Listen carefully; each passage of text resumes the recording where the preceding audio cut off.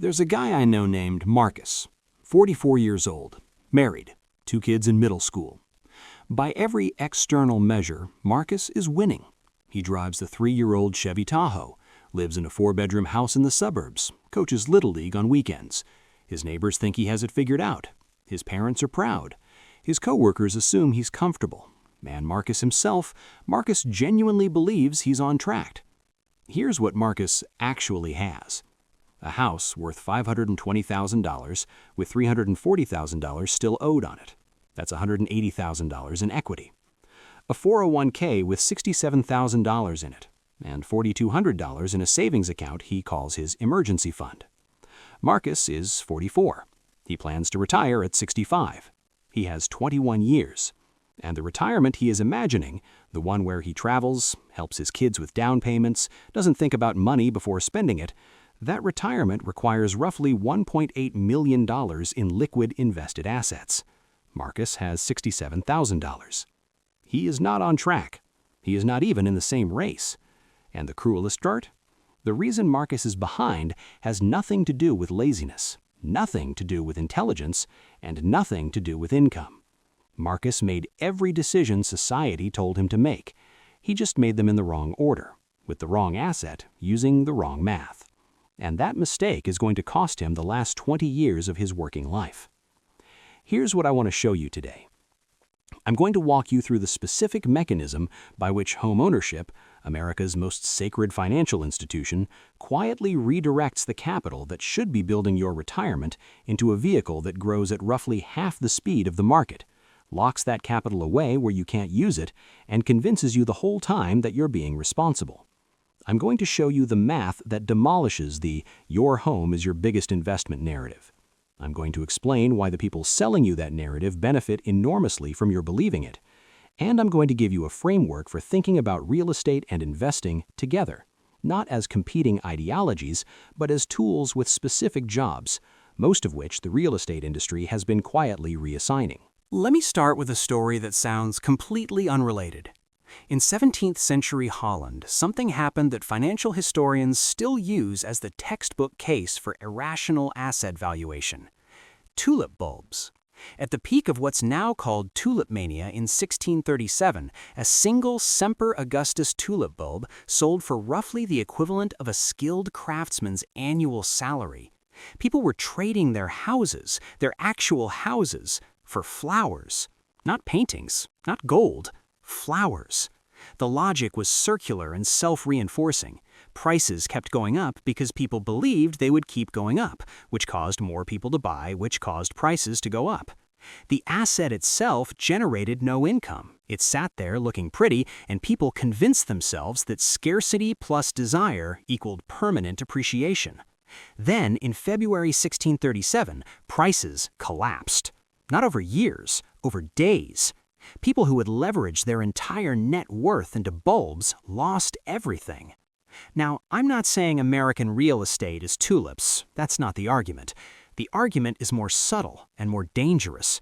The argument is that housing has absorbed the psychological role that tulips briefly occupied. The asset class that feels safe specifically because everyone you know owns it, because the government incentivizes it, because your parents did it, and because the number on Zillow goes up. Feelings of safety are not the same as mathematical safety, and when you run the actual math, you find something that the real estate industry has worked very hard to make sure you never sit down and calculate. Let's do the calculation right now. 2 paths, same person, same income, same starting age. We'll call him Daniel. Daniel is 30, makes $80,000 a year, and has $60,000 saved. Path 1. Daniel buys a house. He puts the $60,000 down on a $300,000 home, 20% down, which means a $240,000 mortgage at 6.5% over 30 years. His monthly mortgage payment is approximately $1,520. Add property taxes at 1.2% annually, that's another $300 a month. Homeowner's insurance, $150. Maintenance, and this is the number people consistently underestimate. Experts recommend budgeting 1% of home value per year for maintenance. On a $300,000 home, that's $3,000 annually, or $250 a month. So the true all-in monthly cost of owning this home is approximately $2,220. Not $1,520, $2,220. Now, in 30 years, let's say the home appreciates at the historical national average of 3.8% annually. Sounds good. His $300,000 home is now worth roughly $920,000. He paid off the mortgage. He has nearly $1 million in real estate. His neighbors throw him a party. He feels rich. But here's what the calculation actually shows. After 30 years of $2,220 monthly payments, Daniel has spent approximately $800,000 in total housing costs: principal, interest, taxes, insurance, and maintenance. His equity gain above what he paid is roughly $620,000, minus the interest he paid, which over 30 years on that mortgage totals about $307,000. His real net gain in inflation-adjusted terms is modest. His annualized return on the actual cash invested, when you account for the carrying costs, is somewhere between 2 and 4%. And critically, that money is locked. He can't use it without selling or borrowing against it. Path 2. Daniel rents a comparable house for $1,800 a month and invests the $60,000 immediately, plus the $420 monthly difference between renting and the true cost of ownership, into a boring S&P 500 index fund. At 7% annualized returns, conservative, inflation-adjusted based on 100 years of data, his $60,000 initial investment alone becomes $457,000 in 30 years. His $420 monthly contributions compound separately. After 30 years, that stream is worth approximately $500,000. Combined, Daniel has roughly $957,000 in liquid, accessible, income-generating invested assets. No property taxes, no roof replacements, no HOA, no transaction costs when he wants to move. And unlike Marcus's house, this money is working for him every single day. His portfolio generates approximately $67,000 per year at a 7% return. He doesn't have to sell it to access the income. The house doesn't do that. Now, you're going to push back. You're going to say, but rent goes up, mortgages are fixed. True, and that matters.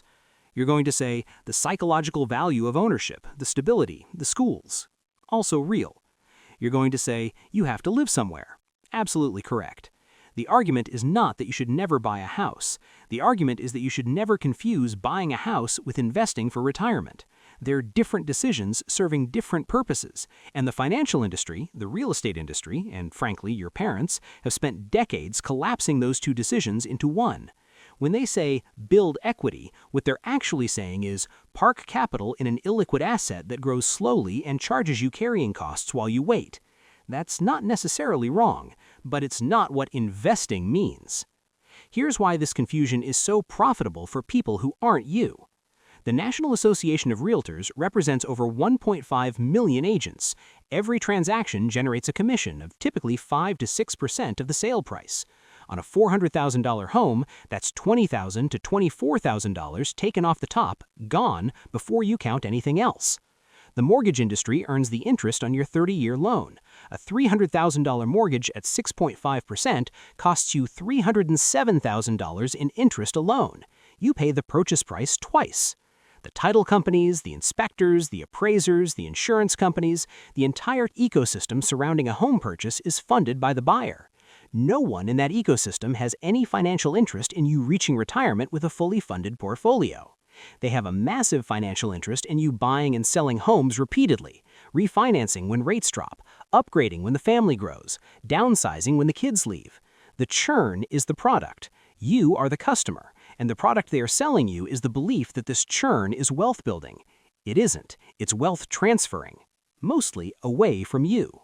Here's the psychological mechanism that makes this work so effectively. It's called the endowment effect, and it's one of the most well-documented phenomena in behavioral economics.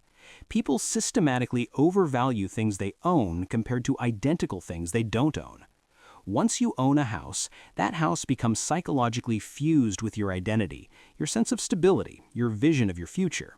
When the Zillow estimate goes up $30,000, you feel richer, even though you can't spend it, even though realizing that gain costs 6% in transaction fees, even though you still need somewhere to live. You're watching a number on a screen and calling it wealth. Meanwhile, your actual retirement account, which you could access, which throws off real income, which compounds daily, sits at $67,000 and doesn't feel like anything because there's no curb, no yard, no neighbor to wave to.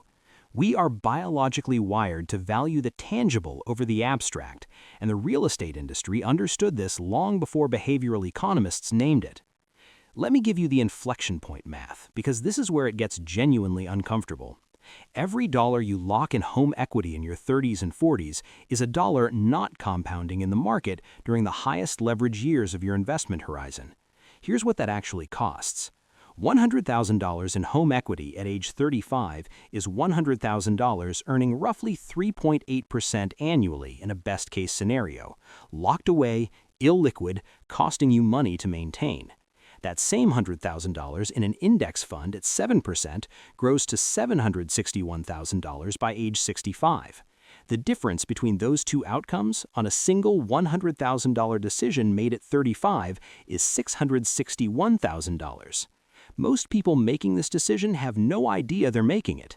They see home equity as money saved. They don't see it as investment returns forfeited. That gap in perception is the gap between a comfortable retirement and working until 72. So what do you actually do? Here is the framework I'd use if I were building from scratch. Step 1. Separate the housing decision from the wealth-building decision completely. Housing is a consumption decision. You need a place to live. Optimize that decision for your life, stability, schools, commute, quality of life. But do not count equity as retirement savings. Run your retirement math as if your house does not exist. If you have $80,000 in equity and $45,000 in retirement accounts, your retirement plan has $45,000 in it. That framing will feel alarming. Good. Alarms are how you know something needs attention. Step 2. If you own a home, max every tax-advantaged account before you make any additional principal payments. This is counterintuitive because paying down the mortgage feels productive. It's not. Your mortgage interest rate is known, it's fixed. Your expected market return over 20 years is historically 7 to 10% annually. Unless your mortgage rate exceeds your expected investment return, and right now for most people it doesn't on an after-tax basis, every extra dollar in principal is a dollar underperforming in retirement. The 401k contribution limit in 2025 is $23,500 if you're under 50. Max it before you make one extra mortgage payment. Step 3. Stress test the liquidity of your retirement plan. Ask yourself, if I lost my income tomorrow and needed to generate $5,000 a month, how long could I sustain that from investable assets alone, not including the house? If the answer is less than 24 months, your house is your Plan B. And Plan Bs built on illiquid assets with 6% transaction costs are not plans, they're prayers. Step 4. Recalibrate what responsible looks like. Culturally, paying down the mortgage early is celebrated. Maxing a Roth IRA is invisible. Buying a bigger house is a milestone. Buying index funds is boring. These cultural signals are not neutral. They were shaped by industries that profit from transactions, not from your compounding.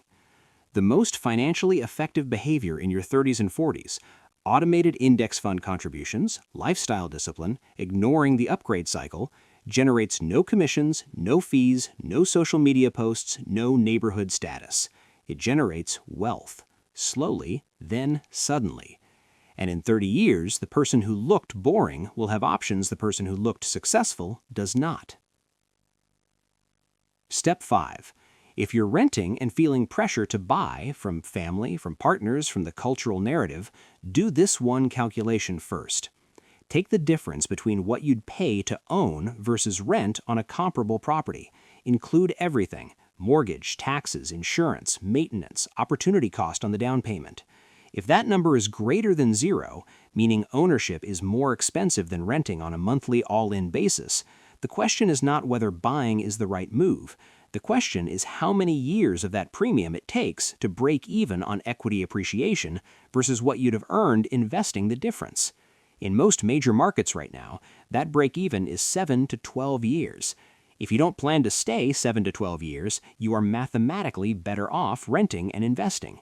Not emotionally better off, not socially better off, mathematically. Marcus is not a cautionary tale about bad decisions. He's a cautionary tale about good decisions made inside a broken framework, a framework built by people who profit from the transaction, not from his retirement. He did exactly what society told him to do. He is exactly where society's incentives put him. And he has 21 years to fix it, which is enough time, but only if he stops staring at his Zillow estimate feeling wealthy on paper, or whether he's going to start treating the $67,000 in his 401k as the actual foundation of his future and build from there like his retirement depends on it. Because it does, and the house isn't going to save him. If this reframed how you think about the biggest financial decision most people ever make, hit subscribe and drop a comment telling me what the Zillow estimate on your place is versus what your investment accounts hold. That gap is your real number, and knowing it is the first step to doing something about it.